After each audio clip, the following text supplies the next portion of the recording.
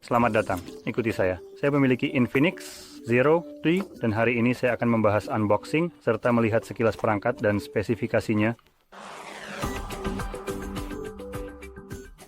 Jadi, langsung saja mari kita buka. Saya juga memiliki sebuah barang ini yang datang bersamanya, jadi saya akan melihat yang ini juga. Bagaimanapun, mari kita mulai dengan ponselnya sendiri, yang sedikit lebih menarik.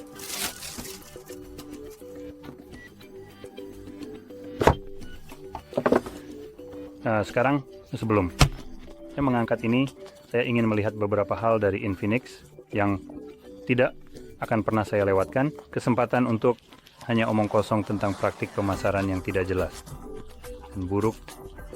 Jadi, perangkat ini sudah cukup baik dari segi spesifikasi sejak awal. Jadi, ini semakin membuat saya bingung menyebutkan hal-hal seperti NFC dan suara dari JBL. Suara dari JBL itu tidak ada artinya, karena tetap saja ini adalah speaker ponsel, jadi suaranya akan terdengar seperti sampah.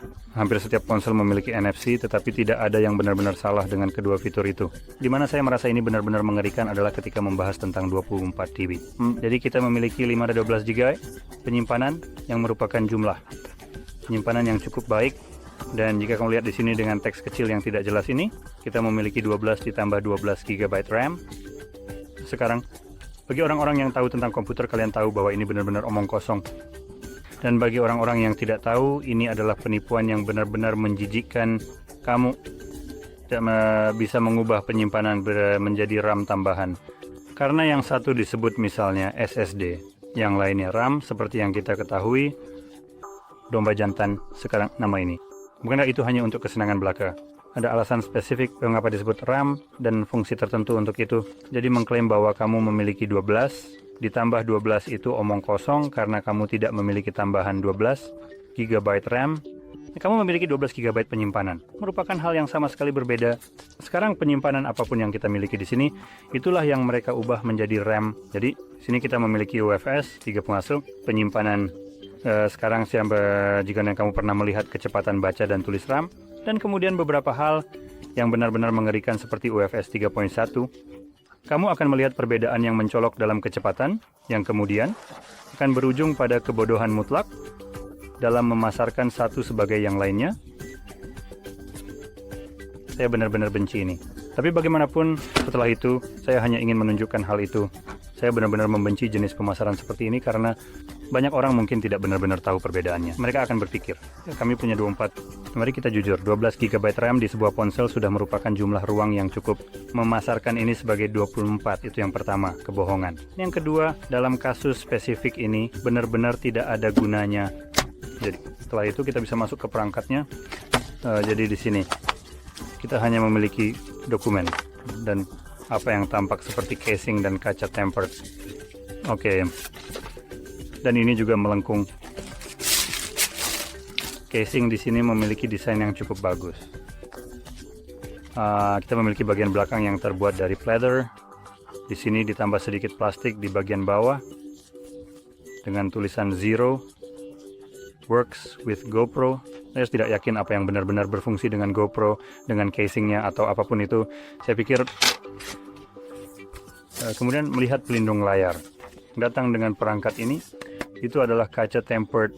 Sayangnya, ini adalah salah satu yang memiliki bingkai hitam di sekelilingnya yang menurut saya pribadi itu buruk karena menghalangi tampilan sedikit. Jadi kamu harus memasangnya dengan sempurna dan kemudian pada sudut tertentu mungkin tidak terlihat, tetapi itu masih bisa menghalangi tampilan itu sendiri. Jadi saya pribadi suka memiliki kaca tempered yang benar-benar bening. Bagaimanapun, dan sekarang kita beralih ke ponselnya sendiri. Mari kita lepaskan. Oke, jadi kita memiliki desain yang sangat mirip di sini dengan pembagian warna. Meskipun ini bukan pleather, saya rasa ini adalah kaca tempered yang frosted. Ini hanya memiliki sedikit pembagian warna di bagian bawah dengan angka 0. Yang lebih jelas bukan tulisan yang frosted di sini. Tapi secara keseluruhan ini terlihat cukup bagus. Saya harus mengatakan itu. Jadi kita mengeluarkannya. Mari kita lihat apa lagi yang ada di dalam kotak. Kita mendapatkan charger 45 watt yang disertakan dalam kotak. Saya tidak bisa bisa membayangkan bagaimana mereka masih menggunakannya. Sungai membalik, M jadi. Jadi mari kita jujur, ini adalah M yang terbalik. Itu bukan bagaimana biasanya terlihat dalam font apapun yang pernah saya lihat. Jadi ini selalu membuat saya sedikit kesal. Tapi tetap saja, charger 45 watt yang disertakan dalam kotak ini cukup bagus. Kan jelas di sini kita juga memiliki kabel kita dan tampaknya juga headphone. Sekarang headphone ini adalah tipe C dan ini sangat mirip dengan apa yang terlihat pada Apple Buds. Jadi itu dia. Masukkan kembali di sini. Mari kita melangkah ke samping dan melihat tampilan di sini. Jadi kita memiliki tampilan yang cukup besar di sini dengan ukuran 6,78 inci tampilan AMOLED. Jadi kita mendapatkan blok-blok tinta ini dengan kecerahan yang cukup baik di 300 nits dan juga refresh rate yang hebat di 144 Hz dan dimiliki di rasio 89,4%. Rasio layar terhadap bodi bersama dengan 393 pixel per inci, dilapisi dengan kaca Gorilla Plus 5 dari Cornell.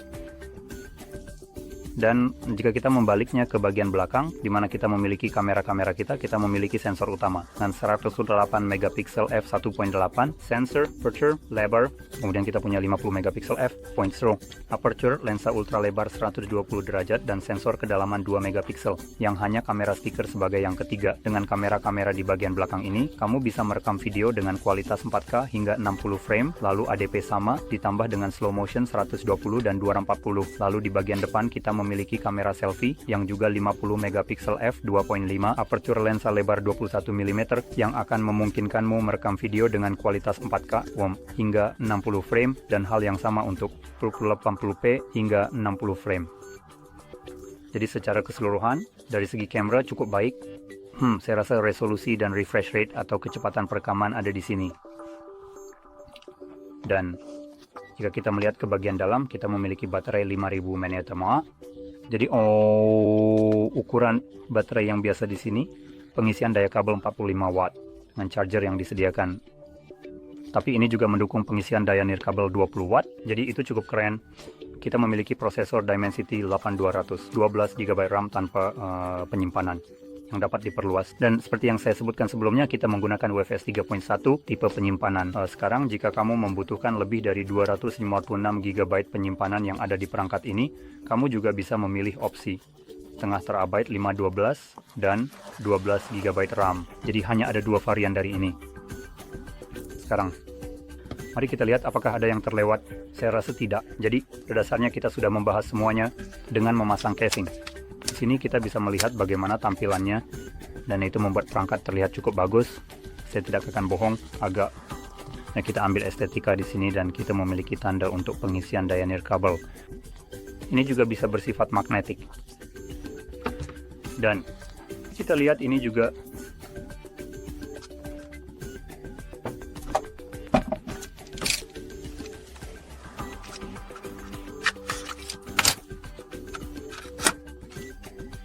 sekarang sekotak ini sangat tipis.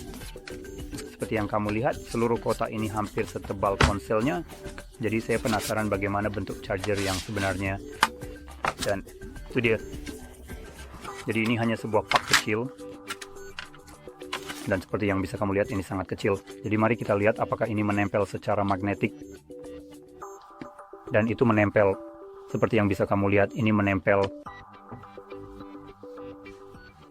Jadi itu sebenarnya cukup bagus.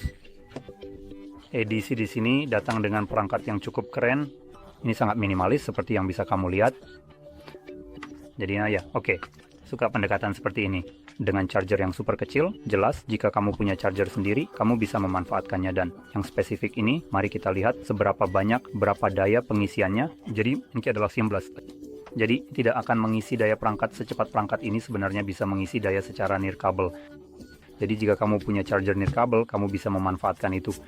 Tapi yang ini tetap cukup bagus, mengingat betapa mudahnya untuk meletakkannya dengan benar di atas perangkat dan membuatnya mengisi daya ponselmu. Sekarang satu hal lagi yang ingin saya periksa adalah apakah ini juga nempel secara magnetik tanpa casing. Dan rasanya seperti ini menempel secara magnetik sedikit sekali, tapi itu tidak sekuat itu. Saya rasa ini hanya mencoba menempel secara magnetik pada beberapa bagian dalam, tapi tidak cukup kuat untuk bahkan menahannya. Nah, jadi kamu bisa lihat, ini seperti mengangkatnya sedikit sekali. Jadi ya tentunya jelas ini akan bekerja jauh lebih baik dengan cara yang lebih baik, sangat baik. Dan yang ini, karena ini benar-benar menempel secara magnetik dengan benar pada yang ini, di sini kamu tidak memiliki posisi spesifik di mana ini menempel. Jadi ini hanya meluncur, jelas membuatnya sedikit lebih sulit untuk kamu sisihkan dengan benar. Jadi casing ini akan menjadi solusi yang jauh lebih baik jika kamu ingin menggunakan charger nirkabel. Tapi bagaimanapun, dengan itu dikatakan semoga kamu menemukan ini sangat membantu. Dan jika iya, jangan lupa untuk like, subscribe, dan terima kasih telah menonton.